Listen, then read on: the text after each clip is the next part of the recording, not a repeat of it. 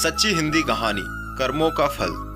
70 साल की एक बूढ़ी औरत जिसका पति अभी अभी उसे छोड़कर किसी और दुनिया में चला गया है, जिसका अपने पति के अलावा इस दुनिया में कहने के लिए कोई और नहीं था, बाल बच्चे भी नहीं। पिछले कई दिनों से उसे घर खाली करने के लिए नोटिस पर नोटिस आए जा रही थी। उसने अपने जानने वालों और रिश्तेदारों से कई बार मदद के लिए गुहार लगाई, लेकिन सिर्फ नाम के लिए ही।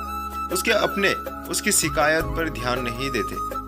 उसकी सहायता के लिए कोई भी आगे नहीं आया। कई लोग तो उसे देखकर ही अपना रास्ता मोड़ लिया करते। बेचारी करे भी तो क्या करे।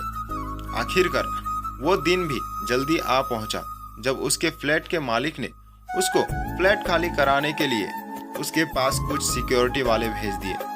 बूढ़ी औरत उन हट्टे कट्टे आदमियों को देखकर और भी ज्यादा सहम गई। वो उनके आगे गिड़गिड़ाने लगी, उनके पैर पकड़ लिया और कहने लगी उसे सिर्फ 2 दिन की मोहलत दे दी जाए। वो कुछ भी करके अपने लिए रहने के लिए कोई और जगह की तलाश कर लेगी। मगर भाड़े के वो आदमी उसकी एक बात सुनने को तैयार नहीं थे। जब सिक्योरिटी वाले उस बूढ़ी औरत को धक्का मार के निकालने ही वाले होते हैं, तभी पीछे से एक आवाज आती है, खबरदार, जो इस अम्मा को किसी ने हाथ भी लगाया तो इन्हीं के घर से कोई नहीं निकाल सकता।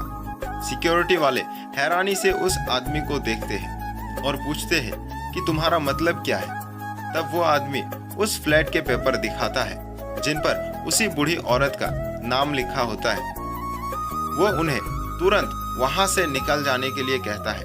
पेपर देखकर वो सिक्योरिटी वाले वहां से निकल जाते हैं। यह सारी घटना बूढ़ी औरत बड़े अचंभे में देखती रहती है।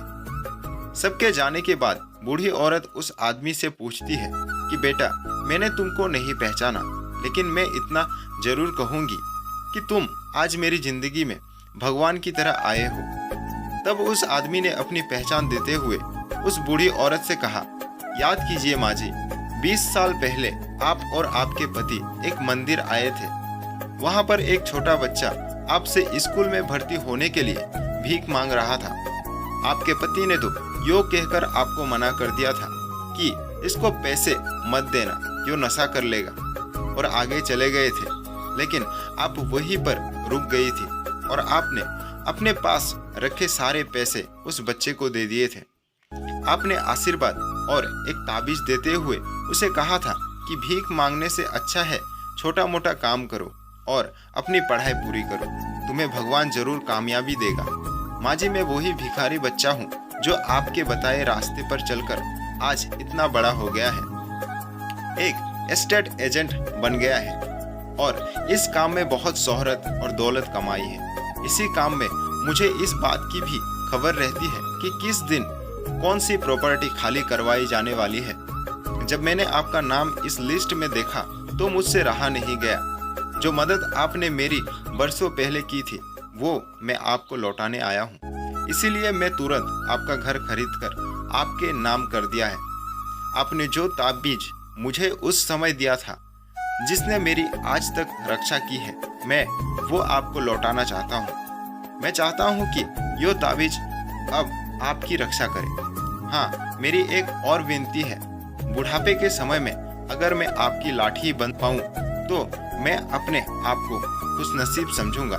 यानी कि अगर आप मेरे साथ रहेगी तो मुझे और अच्छा लगेगा।